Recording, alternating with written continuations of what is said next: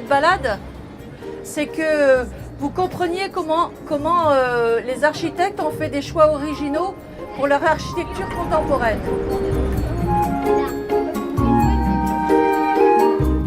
Bon, ici, on est dans deux châteaux. Le château Cheval Blanc à droite. Catherine, tu veux bien leur expliquer l'idée de l'architecte qui a fait ça? Il a eu l'idée de 2 grands voiles qui viendraient comme soulever le sol.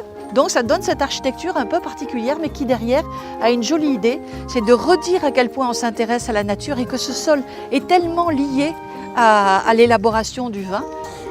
J'ai dessiné la vague de cheval blanc avec la verdure au-dessus. Un château viticole, quand c'est plus ancien, c'est parfois plus joli pour certains ou moins joli pour d'autres.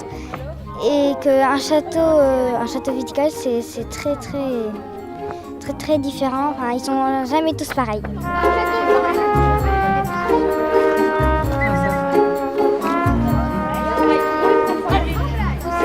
Et alors, qu'est-ce qu'il y a sur la terrasse? Il y a une espèce de rectangle. Oui. Où dedans, il y a des cailloux rouges. Et est-ce que vous savez pourquoi l'architecte a fait ça? Non. L'idée de la terrasse avec les cailloux, c'est pour symboliser la fermentation du vin. C'était une des idées de Jean Nouvel, parce que tout son chai est fait pour représenter le vin. Vous, les différentes couleurs de l'acier qui est présenté là, c'est les différentes couleurs quand on fait de la dégustation, quand on a des vins jeunes, des vins vieux, etc.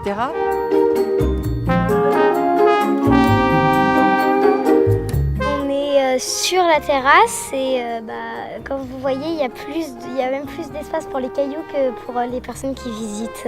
Je trouve ça très joli, on dirait même des agates les cailloux, du coup c'est très joli et on dirait même une piscine. Moi je n'imaginais pas du tout comme ça, je pensais qu'en fait c'était creusé et que c'était rempli de cailloux et que tu pouvais sauter dedans. Moi je trouve ça joli et que vraiment, on dirait aussi de loin que ça fait qu'il y a des raisins qui sortent. Moi j'aime bien, surtout parce que je trouve ça c'est vraiment une bonne idée. Je croyais aussi que c'était creusé en profondeur et on pouvait sauter.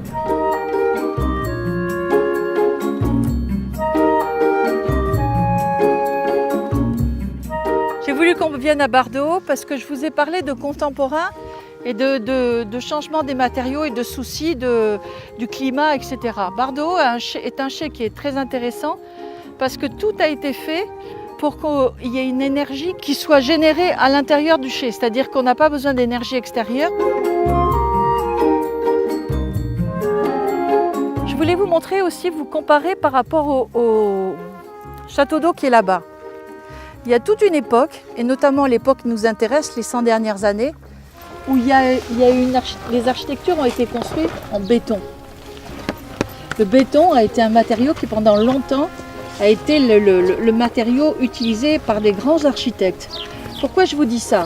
Parce que c'est important de ne pas croire que parce que les choses sont à la mode à un moment donné et qu'elles ne le sont plus à un autre moment, que c'est bien ou que c'est mal. Parce que tout est relatif.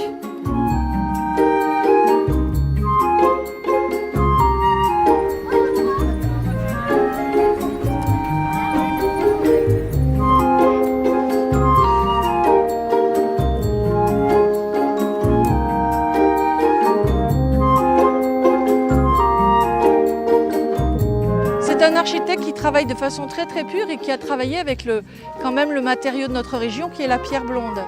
Il a fait la forme d'un verre. Je voulais vous montrer ça aussi parce que c'est intéressant. C'est encore autre chose.